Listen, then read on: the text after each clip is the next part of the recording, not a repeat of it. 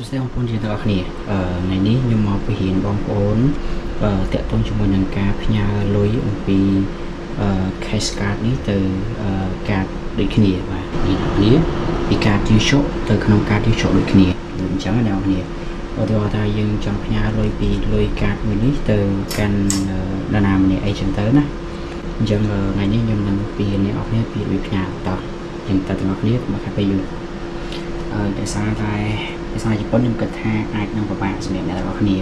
សម្រាប់ខ្ញុំក៏ពិបាកដែរគឺចេះអញ្ចឹងណាព្រោះមានកាន់ជាច្រើនញ៉ៃអញ្ចឹងខ្ញុំសូមកាយអ្នកទាំងអស់គ្នាទៅកាន់ភាសាអង់គ្លេសមកទៅណាអញ្ចឹងយើងចូលមកដំបូងយើងចុច click នៅលើ English Guide នេះមក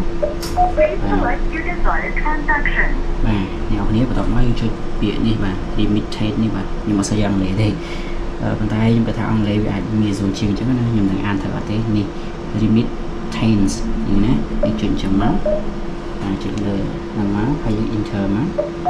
Please insert your passport or card តបមកគេឲ្យយើងដាក់ការចូលដាក់ការមកអូខេតមកយើងវាយលេខកូដpin number របស់យើងលេខកូដ4ខ្ទង់របស់យើងណាអូខេអញ្ចឹងឥឡូវខ្ញុំវាយកូដរបស់យើងទៀតសិន Please wait Your transaction is being processed បាទបន្ទាប់ពីវាយកូដហើយយើងត្រូវដាក់កូដ number នេះនៅលើកាត U-Shop ហ្នឹងគឺមានកូដ2កន្លែងណាបងប្អូននេះគឺតែអ្នកនរគ្នាមើលអញ្ចឹងខ្ញុំយកអាលេខ5ខ្ទង់ខាងមុខនេះជួយយកវាយមកអូខេ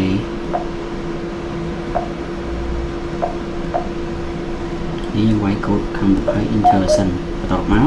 យើងចាប់ផ្ដើមវាយកូដខាងក្រោយបាទកូដខាងក្រោយវាមាន8បាទមានកូដ8ខ្ទង់បាទយើងវាយកូដ8ខ្ទង់ហ្នឹងមកអូខេយើងវាយហើយតោះយើង enter មកអូខេបន្តមកទៀតគេដល់កន្លែងដាក់ហាម៉ៅហ្នឹងយើងចង់ផ្ញើលុយចំនួនលុយយើងចង់ផ្ញើប៉ុន្មានយើងដាក់ចំនួនហ្នឹងមកយកអានេះខ្ញុំផ្ញើ 9,500 Enter your desired amount and press yes 9,500អូខេ 9,500 enter ហើយបន្តមក enter មួយទៀតមក Please wait Your transaction បន្តមកគេឲ្យយើង confirm អញ្ចឹងណានេះ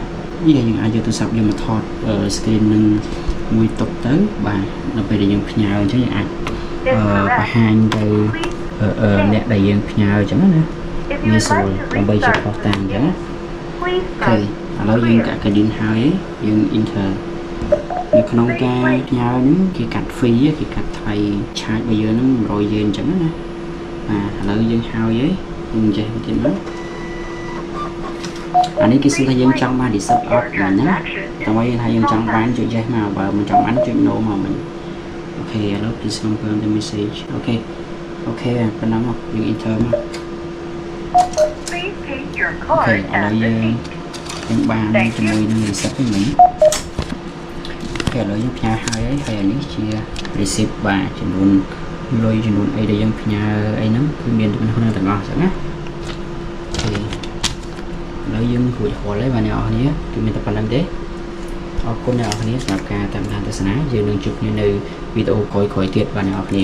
ខ្ញុំនឹងបរៀនបងប្អូនពីរបៀបផ្ញើរបៀបប្រើប្រាស់ទូនេះជាបន្តទៀតអញ្ចឹងណាអូខេអ្នកនរគ្នាបាយបាយ